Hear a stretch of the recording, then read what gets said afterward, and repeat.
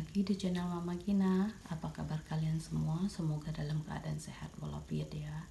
Mohon maaf banget kali ini Mama Gina nggak bisa share konten-konten masak dulu untuk sementara, dikarenakan ada suatu musibah, yaitu bapak kandungku almarhum Saudi bin Yamin itu telah meninggal dunia pada tanggal 24 Mei kemarin, tepatnya di lebaran ketiga. Meninggalnya dalam keadaan lagi duduk-duduk, lagi berbicara, dalam keadaan sakit. Tiba-tiba aja meninggalnya. Kita nggak tahu ya, ajal kapanpun, tanpa sakit, tanpa apapun kita bisa meninggalkan dunia ini. Mungkin itu sekilas info kenapa aku nggak bikin video dulu. Kebetulan tanggal 3 Juni nanti, ini kan aku bikin video hari Rabu, tanggal 30 Mei. Nah, tanggal 3 Juni nanti itu 40 hari almarhum ayah kandungku. Mungkin sebatas itu ya kenapa aku nggak bikin video masak dulu, karena dalam keadaan berduka. Ini kenapa aku sempatin bikin video, karena setelah 7 hari abahku meninggal, sebenarnya udah lama sih kami mau cek ini, cuman baru ada waktunya setelah ayahku meninggal. Jadi aku dan suami memutuskan untuk cek anak laki-laki kami yang udah umur 1 tahun 9 bulan. Itu kami cek ke dokter. Kami cek ke dokter rehab medik karena udah 1 tahun 9 bulan anak aku yang bernama Gibran itu belum bisa ngomong atau belum ada satu kata pun yang bisa dia ucapkan. Jadi kami berangkat ke dokter rehab medik, lalu si Gibran dicek, ditanyain kan, anak ini siapa yang ngasuh, terus kegiatannya sehari-hari apa. Dijawab kan, yang ngasuh neneknya, papa sama mamanya lagi kerja. Setiap hari kegiatannya ya nonton TV yang disambungkan ke YouTube, karena aku nggak kasih HP kan, takutnya kan kalau kasih HP terlalu dekat dengan HP. Jadi kami pakai TV Android, jadi YouTube-nya langsung sambung ke Android. Terus dokternya langsung bilang, stop dulu ya untuk TV dan HP-nya, tinggalkan semua gadget, karena anak ini gak ada fokusnya, tidak ada tatapan mata ke orang lain, itu gak ada. Jadi dia hanya melihat, kalau nonton TV itu dia hanya melihat satu arah kayak itu, gak ada komunikasi lawan arah. Jadi untuk TV dan HP-nya di stop dulu ya, kata dokternya kan. Kemudian anak aku dites, ditepuk sebelah kiri noleh kan, anakku ditepuk sebelah kanan juga noleh. Disarankan untuk terapi, cuman kami nggak tahu kan terapinya untuk apa. Bener-bener awam banget ke dokter itu. Kita pikirkan ke dokter cuma ngecek terus dikasih obat udah selesai, ternyata nggak segampang itu. Sudah dicek ke dokter, kita langsung disarankan untuk terapi ke ruangan yang sebelah ke depan. Udah ke depan, kita ngantri untuk terapi, tapi nggak bisa jadwal hari itu karena udah mau tutup. Jadi kita dicatatkan WA untuk masukkan ke grup terapi itu. Hari berikutnya itu baru terapi.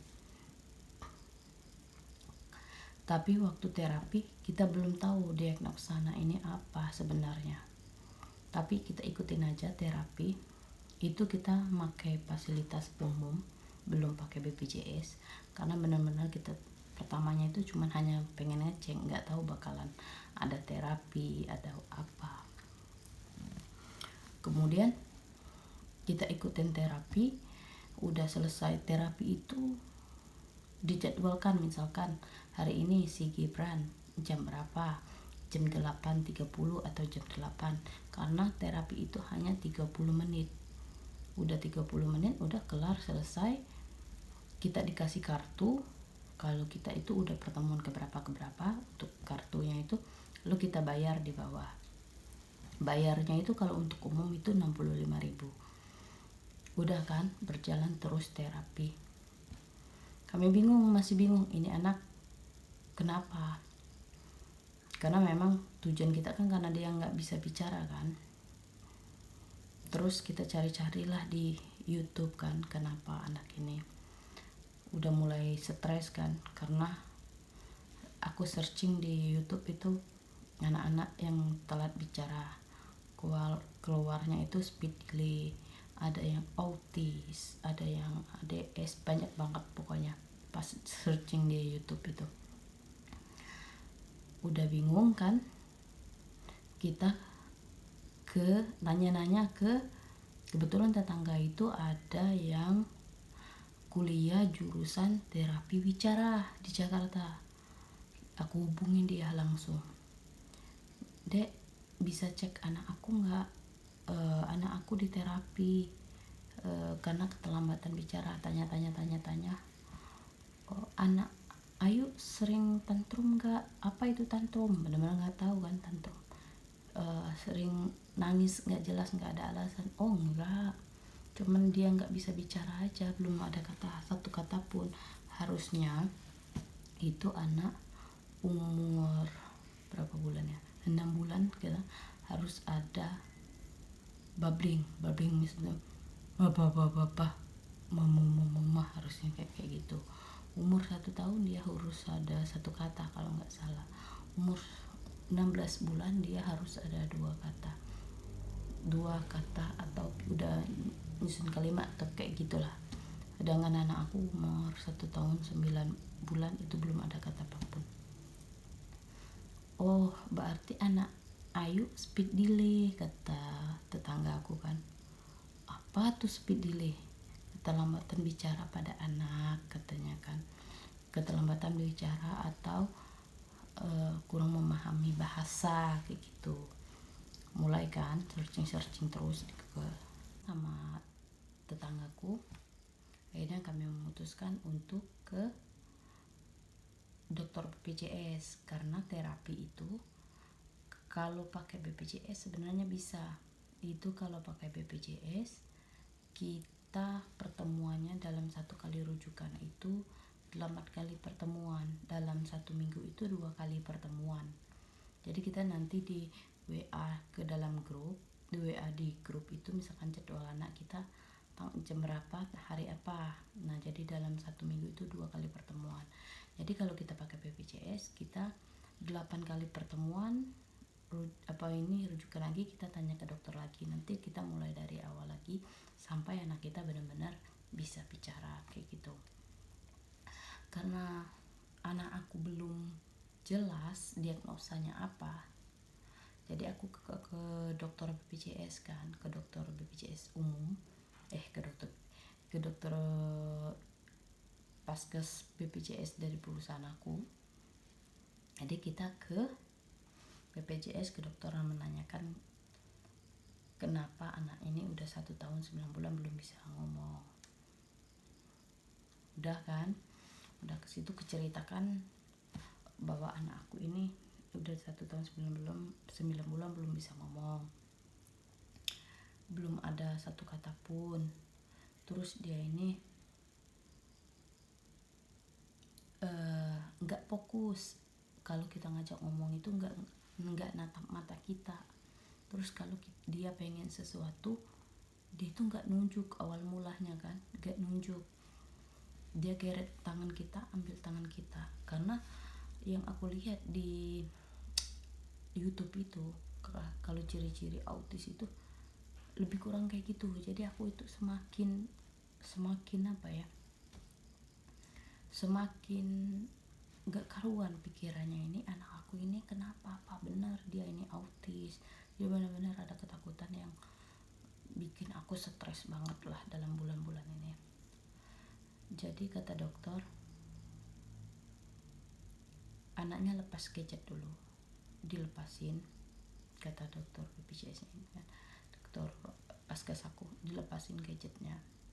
Selama ini yang ngasuh, kalau yang ngasuh itu orang lain, misalkan neneknya atau pengasuh, lebih baik katanya ibu kerja. Ditanya oleh si dokter, ibu kerja? Iya, aku bilang kan. Suami ibu kerja juga atau kata dia, kalau ibu harus memilih katanya, ibu mau tetap bekerja apa mengurus anak? Panik dong kita, pakai orang tua panik. Lalu aku nangis kan, seserius itu kak dok, aku bilang kan. Iya, karena anak ini sudah termasuk berkebutuhan khusus katanya. Dia harus ditangani langsung oleh orang tuanya, gak bisa kita titipkan sama neneknya atau pengasuh, dia bilang seperti itu kan. Udah semakin nangis lah, cucuran air mata. Emang anak aku benar-benar gak bisa ngomong dok. Bisa, udah bagus ibu ikutin terapi katanya kan, tapi ibu harus dilatih terus anaknya. Kalau sama neneknya kita nggak tahu kan katanya, apa neneknya itu capek atau apa. Jadi kalau ibunya langsung, misalkan anak kita terjadi apa-apa, nggak menyesal kata dokternya kan. Oke dok, atau aku kan, dia akan kupikirin. Dilema tuh, dia ngomong, si dokter ngomong, ibu harus memilih anak atau pekerjaan. Waduh, udah nggak keruan tuh pikiran aku, harus apa lagi nih. Udah selesai dokter itu, ibu saya kasih rujukan ke THT, ke dokter THT katanya kan. Tapi habisin dulu obat yang dia kasih karena anak aku ada radang di sininya.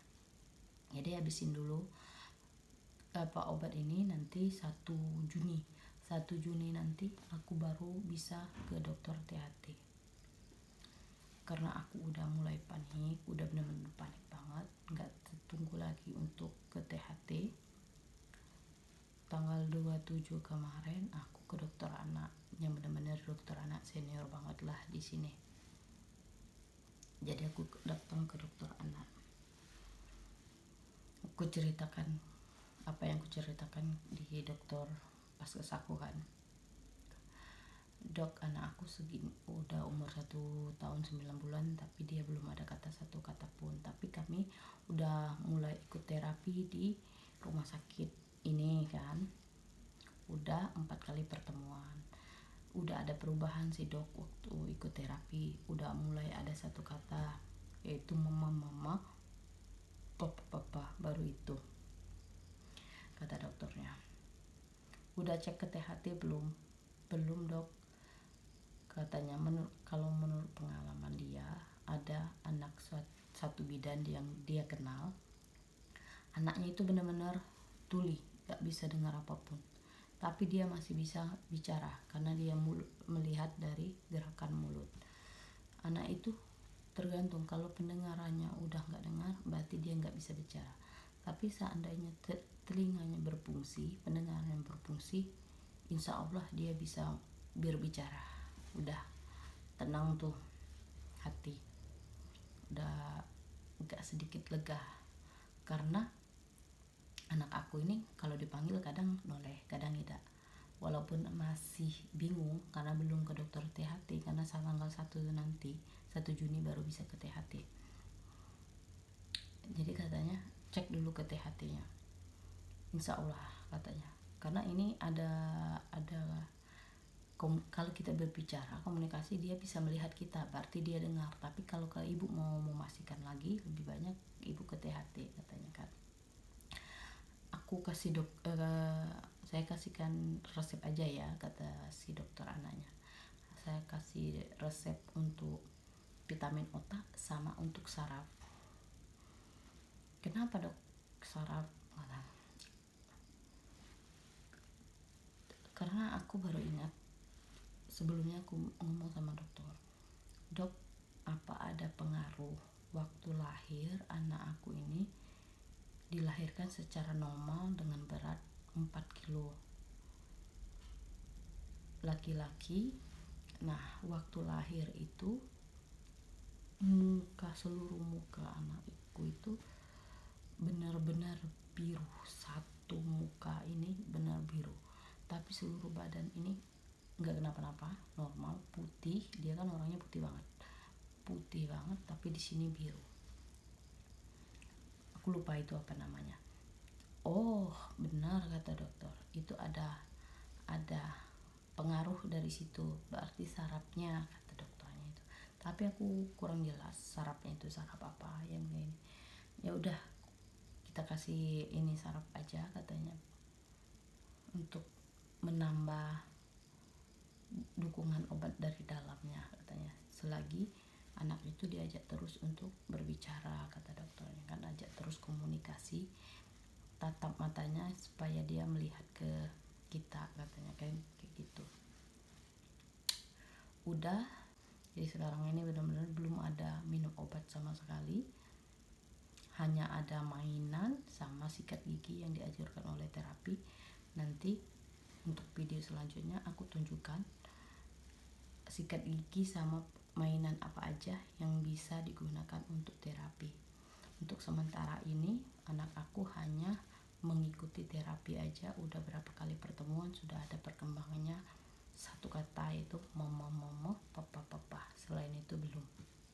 Jadi untuk sementara ini diagnosa anak aku adalah speech delay. Untuk perkembangan selanjutnya, apa-apa aja yang disarankan oleh terapi, oleh tante-tante terapinya atau oleh dokternya, nanti aku share lagi perkembangannya apa. Untuk sekarang sebatas ini dulu yang bisa aku share ke teman-teman.